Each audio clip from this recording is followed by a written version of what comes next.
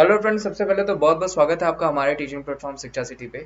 आज का current affair थोड़ा लेट हो गया, खैर कोई बात नहीं, वो भी हम प्रेजेंट कर देते हैं। तो आज भी बहुत इंपॉर्टेंट क्वेश्चंस के करंट अफेयर के क्वेश्चंस के साथ हम आपके सामने अवेलेबल हैं और ये क्वेश्चंस भी काफी इंपॉर्टेंट हैं।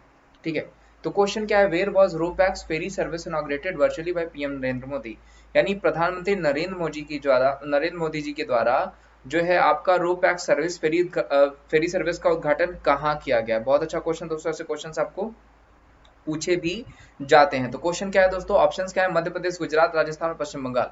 तो जो सही आंसर हो जाएगा वो क्या हो जाएगा, गुजरात। ध्यान रखिएगा, गुजरात में प्रधानमंत्री जी ने सूरत से सौराष्ट्र के बीच जो है दूरी को कम करने के लिए फेरी सर्विस जो है ये आप जो है रो पैक सर्विस कर लीजिएगा। ठीक है, रो पैक सर्विस का उद्घाटन क्या है, वेरी इंपॉर्टेंट क्वेश्चन, कंफर्म पूछा जाएगा दोस्तों, ध्यान रखिएगा। इस क्वेश्चन का आंसर क्या हो जाएगा, गुजरात, जो कि रो पैक सर्विस सेवा का उद्घाटन प्रधानमंत्री जी के द्वारा वर्चुअली किया गया, जो कि कहाँ पे किया गया, गुजरात में किया गया, जो कि सूरत से सौराष्ट्र के बीच कमी को लगभग 12 घंटे कमी को कम कर देगी। ठीक है, ये ध्यान रखिएगा, अच्छा क्वेश्चन जो कि पूछा जा सकता है। नेक्स्ट क्वेश्चन पे चलते हैं।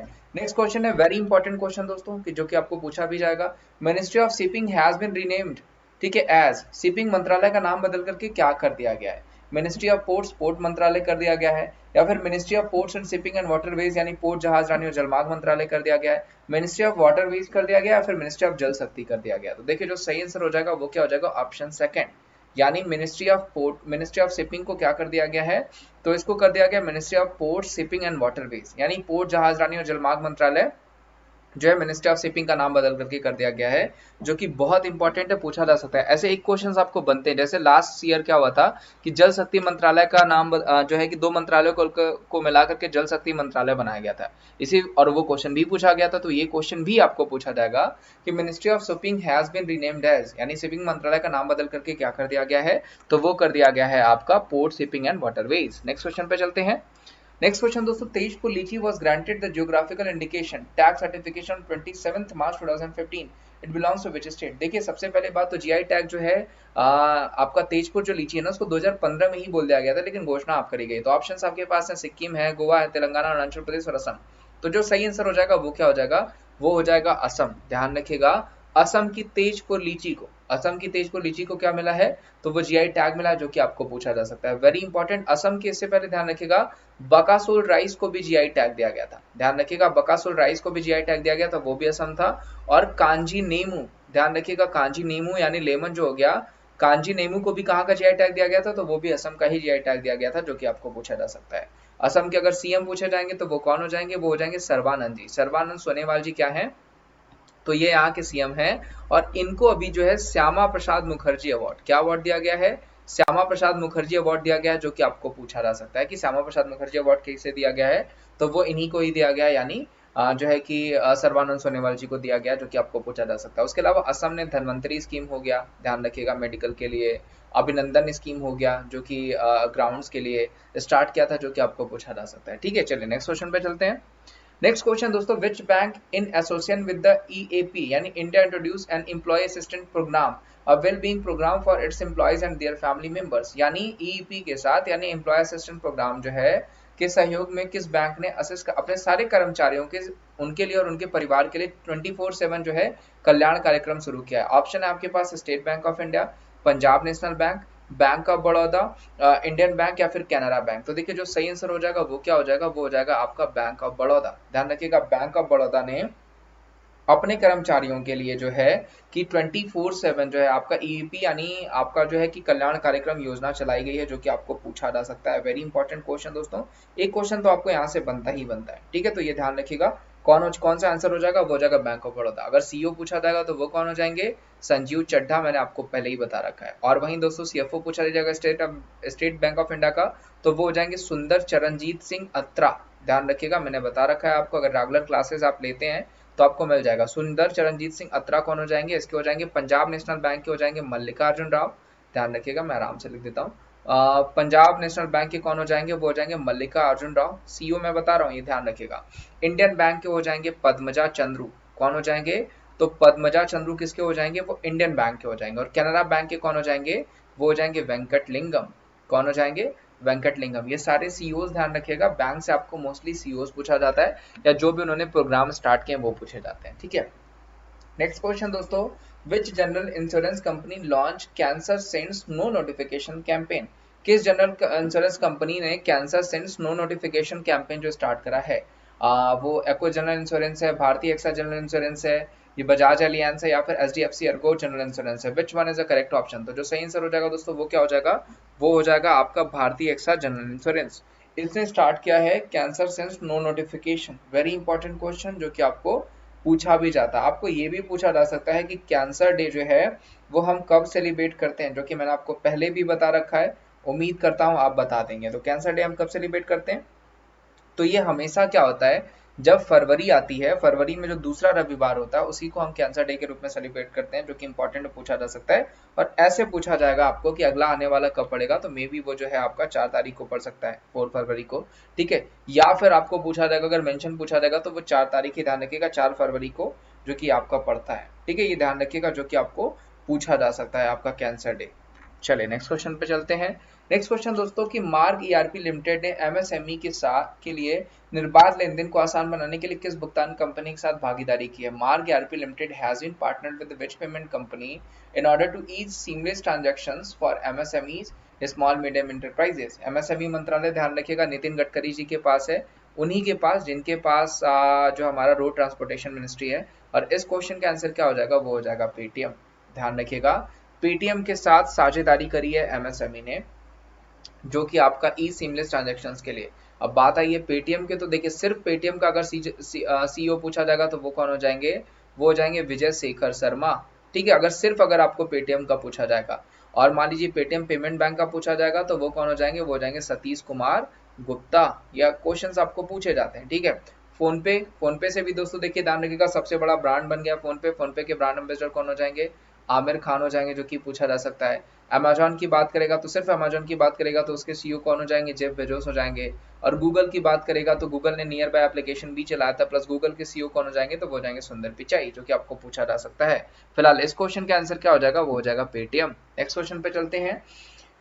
पूछा गया राष्ट्रपति बनने के लिए तैयार जो है जो बिडेन, ठीक है, और कमला देवी हैरिस यानी कमला हैरिस संयुक्त राज्य अमेरिका को उपराष्ट्रपति के रूप में सेवा देने वाली पहली महिला बन जाएंगी। वो किस राजनीतिक दल से संबंधित हैं? यानी अगर पूछा जाएगा कि जो बिडेन और कमला हैरिस वो किस राजनीतिक पार्टी से संबंधित है, जो कि अभी यूएसए के प्रेसिडेंट और वाइस प्रेसिडेंट बने? तो ऑप्शन है रिपब्लिकन पार्टी, या फिर libertarian party, green socialist party, या डेमोक्रेटिक पार्टी। तो देखिए जो सही आंसर है वो क्या हो जाएगा? वो हो जाएगा डेमोक्रेटिक पार्टी। ये कई दिनों से मैं आपको बता रहा हूँ, जो कि आपको पूछा जा सकता है। तो डेमोक्रेटिक पार्टी से जीता है जो बिडेन है, जो कि अगले जो है राष्ट्रपति होंगे, ये ध्यान रखिएगा, जो कि 46वें राष्ट्रपति होंगे। भारतीय एयरलाइन का नेतृत्व करने वाली पहली महिला मुख्य कौन बनी है? ये ध्यान रखिएगा, who has been named as the CEO of Alliance Air, making her first women head to lead the Indian airline. तो ऑप्शन आपके पास क्या है भाई? शिवानी सिंह, हरप्रीत सिंह, सैलजी धामी, या फिर अवनी चतुर्वेदी। तो देखिए जो सही आंसर हो जाएगा वो कौन हो जाएंगे? हरप्रीत सिंह। ध्यान रखिएगा क्वेश्चन क्या पूछा गया है, who has been named as the CEO of Alliance Air यानी Air India regional subsidiary, making her first women to head the lead an Indian airline. तो वो कौन हो जाएंगी? वो हो जाएंगे हरप्रीत सिंह। ऐसी जो एक अपॉइंटमेंट है वो आपको पूछी ही जाती है। ठीक है, नेक्स्ट क्वेश्चन पे चलते हैं। नेक्स्ट क्वेश्चन दोस्तों, who won the JCB prize for literature 2020 for his book moustache? ठीक है, ओरिजिनल मलयालम टाइटल पूछा जाएगा तो वो हो जाएगा मीशा। ठीक है, अपनी पुस्तक मूंछ के लिए यानी मुस्टैच के लिए, जिसका अगर मलयालम शीर्षक की बात करें तो मीशा कहा जाता है, के लिए साहित्य 2020 के लिए जेसीबी पुरस्कार से किसे सम्मानित किया गया है? जयश्री कलानिधि, या फिर अरुंधति रॉय, या फिर सी एस हरीश, या फिर चिन्मय तुम्बे। तो जो सही आंसर हो जाएगा वो कौन हो जाएंगे? वो हो जाएंगे एस हरीश। ध्यान रखिएगा, जेसीबी पुरस्कार आपको पूछा जाएगा, या ये पूछा जा सकता है कि भैया किस किताब के लिए उनको मिला है, तो वो किताब हो जाएगी मुस्टैच यानी मूंछ। और पूछा जाएगा कि शीर्षक उसका मलयालम में उसे क्या कहा जाता है, तो मलयालम में उसे कहा जाता है मीसा। ठीक है, ये ध्यान रखिएगा। इस क्वेश्चन का आंसर यानी जेसीबी पुरस्कार 2020 किसने जीता है, जो कि लिटरेचर में दिया जाता है, वो जीता है एस हरीश ने। What is the name of the latest Earth observation satellite launched by the ISRO international customer satellite from Andhra Pradesh? 9 international customer satellites from the Andhra Pradesh. तो ये ध्यान रखिएगा, ये लॉन्च किया गया PSLV से। ध्यान रखिएगा, जो पोलर सैटेलाइट लॉन्च व्हीकल उसे लॉन्च किया गया, अब उसका नाम की बात कर लेते हैं। तो आंध्र प्रदेश में 9 अंतरराष्ट्रीय ग्राहक उपग्रहों के साथ इसरो द्वारा लॉन्च किए गए नवीनतम पृथ्वी अवलोकन उपग्रह का नाम क्या है? तो ऑप्शन है जी सैट, इंडिया सैट, EOS, या फिर आपका जो है EOS 2। तो देखिए जो सही आंसर हो जाएगा वो क्या हो जाएगा, तो वो हो जाएगा आपका ऑप्शन 3 यानी EOS-1। अभी मैंने आपको बताया कि इसको किससे लॉन्च किया गया है, इसको लॉन्च किया गया है PSLV से, जो कि आपको पूछा जा सकता है।